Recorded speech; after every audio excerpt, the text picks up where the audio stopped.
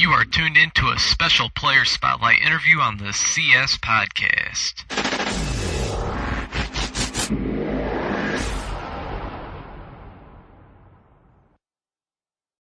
Welcome to another edition of the CS Podcast presented by the NUC NFL Draft Bible, bringing you the names that you need to know first.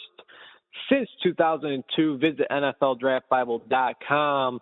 As always, I am your guys' host, Chris Shanafelt. And joining the show now for a player spotlight interview is one of the top running backs in all the nation. Out of Lamar University, he's Kade Harrington. And Kade, just the other day against Incarnate Word, you ran for 217 yards and 2 touchdowns. That gives you over 2,000 yards on the season, 2,022 yards to be exact on the season. Heading into this junior year of yours, what were your individual goals for this season? And did you ever think that heading into the final game of the season that you'd have over 2,000 rushing yards, 23 total touchdowns, and be in the discussion for the Walter Payton Award? No, not at all, actually. Individual goals going into the season were really just to make sure to keep my body healthy and to stay focused, because the past 2 seasons I've been unfortunately a little banged up. So I was able to make sure to just really to focus on keeping my body healthy and just doing everything I can to help us win. We had a couple setbacks, unfortunately, but we're just going to try to finish out the season strong. 6 of the last 8 games, you've ran for over 215 yards and 2 scores, I believe. And you've really been on a wild stretch pretty much this entire season. Like I said, 6 of the last 8 games, you've ran for over 215 yards and 2 scores. But I want to touch on the Week 5 game against Abilene Christian, where of course, you ran for 347 yards and 2 touchdowns. And then the following week against Northwestern State, which is actually the game I was able to tune into, unfortunately, being in Chicago, I don't get all of the Lamar University football games, but I was able to tune into the Northwestern State game where you ran for 282 yards and 5 touchdowns. I mean, you take a look at your stat sheet, and I don't think there'd be anybody that wouldn't be blown away from what they're saying, from what you've been able to do this season. But those 2 games, I mean, which of those 2 performances do you think were more impressive? I mean, 5-10 years from now, which of those 2 games do you think you'll think about first, and why? I think the Abilene Christian game, first and foremost, because we won that game. It was at home. It was in front of our home crowd. And, it was just an exciting game. Going into it, you have no idea what to expect. They played us very tough the year before that in the run. But we have a great offensive line. We have a great receivers out there that do a great job of opening up some holes and letting me get to the second level. And I thought that they did a fantastic job in both those games. But I would have to say the Abilene game, mainly because we were at home and that we won. And each year it seems, Kay, that the Lamar Cardinals football team, they take on a big-time FBS program. I know a couple of years ago you guys went up against Oklahoma State, I believe, and then last year you guys had Texas A&M, and then earlier this season you guys were able to go up against Baylor. Now there is a ton of talent in the FCS, no doubt about it. There's a ton of talent in the Southland Conference. But what's it like to go up against those big-time FBS teams each season? And not too many people expected you guys to fight the way that you guys did in this Week 2 matchup against Baylor. I mean, it was a pretty close game heading into halftime. But again, what's it like to go up against those teams? What's it like to go up against such a physical specimen like Sean Oakman on that Baylor D-line? Oh, it's a privilege to be able to play, up and be able to play against those guys. Those are those guys that people pay, a ton of money to go see, that you're most likely, a lot of them will be playing in the NFL. And it's awesome just to be able to experience that type of football, be able to play in front of their large home crowds and just the atmosphere of that people watch on TV every single night. And it's just a real experience. It's a dream come true to be able to play at that level. And, just make sure not to take any of it for granted, because it goes by very fast. Once again, we have Kade Harrington, the Lamar Cardinals standout running back, here on the CS Podcast presented by the NUC NFL Draft Bible. Again, visit NFLDraftBible.com. And, Kade, this Saturday, you guys got a pretty big game against the undefeated McNeese State Cowboys. As a fellow team in the Southland Conference, I mean, how important will this game be for you to end the season right on a high note at 6-5? Oh, it's extremely important. This would be our second, consecutive back-to-back consecutive winning seasons that we can come out here and do what we do. They're going to be coming in with a lot of momentum, a lot of intensity. We have to make sure to match that, and it's just you don't get to end the season on a positive note a lot of times, and I think that's one thing that carried over into our off season last year, was able to end the season on a win, and I definitely think we're gonna do our absolute best to make sure we can do that again. And as I mentioned earlier, Kate, I mean, breaking 2,000 yards this season is extremely impressive. But what I find even more impressive is that you average over 8 yards per carry. And I believe it was the Southland Conference's Twitter account that even tweeted out earlier that with one game remaining this season, you have so far the 13th best rushing season statistically with 2,022 yards, with that over 8 yards per carry. I don't know if anybody has really come close to that 8 yards per carry average, which, like I said, I think that sticks out the most to me at least. And with all that said, I think that like I said, I mean, I think that you've put yourself in a very nice position to not only be mentioned with some of the top backs in the FCS, Marshawn Copperches and the Chase Edmonds of the world.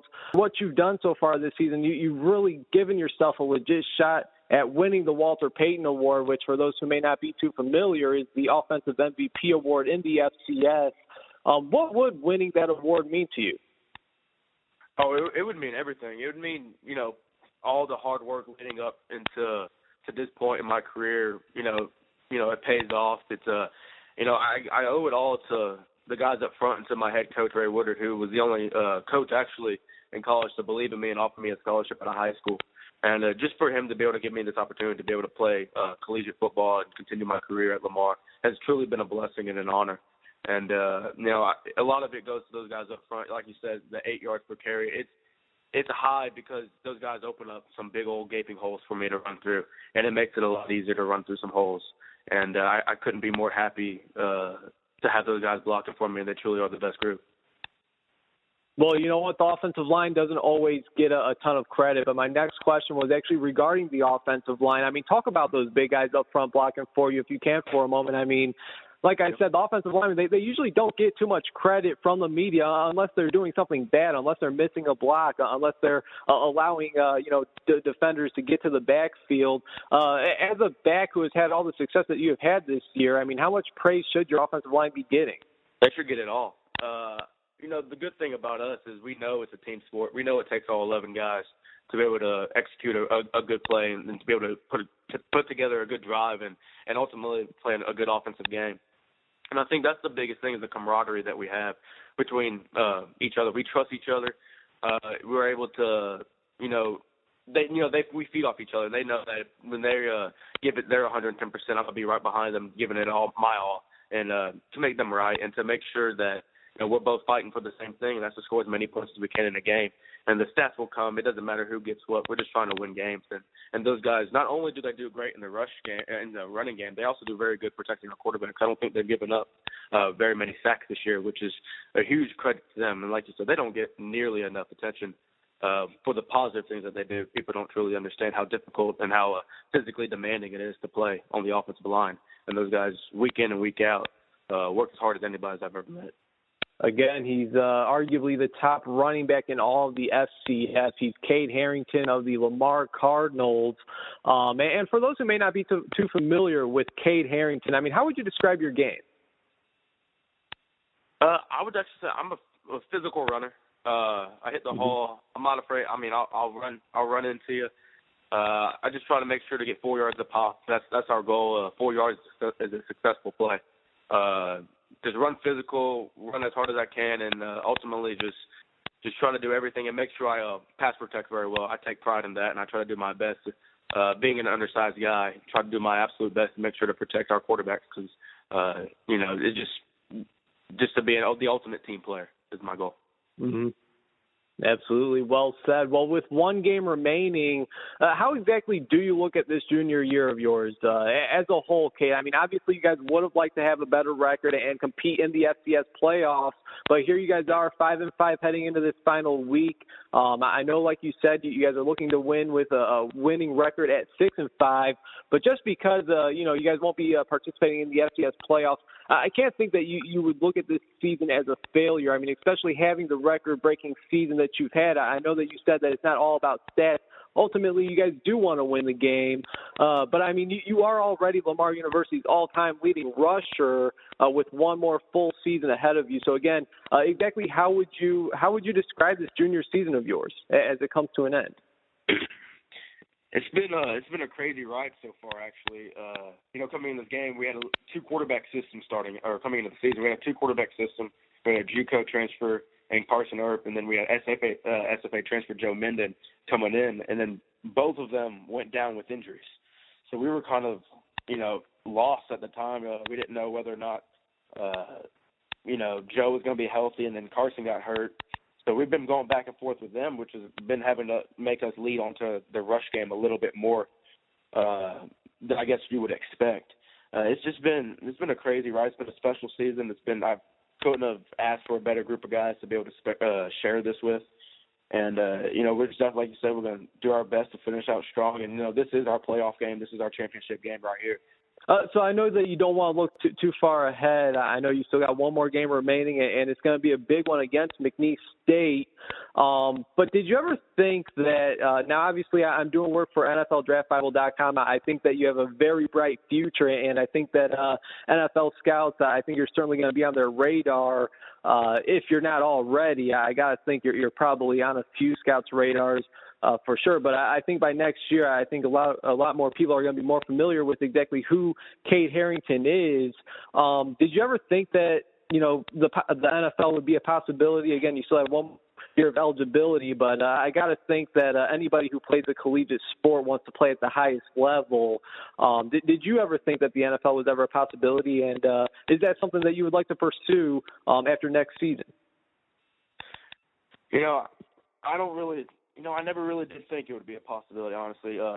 Coming out of high school, not really being a highly recruited kid, college at the time, I didn't know if that was even a possibility.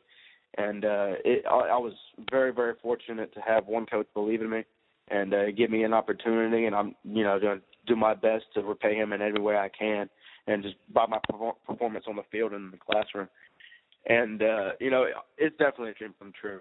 That's why we, like you said, that's why we play the sport. That's why we play at the collegiate level. And as a competitor, you always want to play the best and play with the best and play against the best. And that's definitely my mindset, and that's my goal for sure. Well, I gotta say, the college football season always comes and goes so quickly. At least for me, a fan, a broadcaster, and of course a writer. I mean, it's always. It's the best time of the year. I don't know how you feel as a player, if it's a long season or not, but it always comes and goes so quickly. And here you guys are getting ready for your guys' final game of the season against McNeese State, the undefeated McNeese State Cowboys. It should certainly be a great game. And I'll tell you what, Kade, it's been a true treat being able to watch you, break records this season. It's been a hell of a season for you, and it's going to be interesting to see exactly who is the Walter Payton Award winner. I think you have a great shot. And before I let you go, I just want to say thank you very much for taking some time this afternoon. I really do appreciate it. It was a pleasure speaking with you, and I'm wishing you and your team all the best this weekend, man. Oh, thank you so much, and thank you again for having me. I truly appreciate that.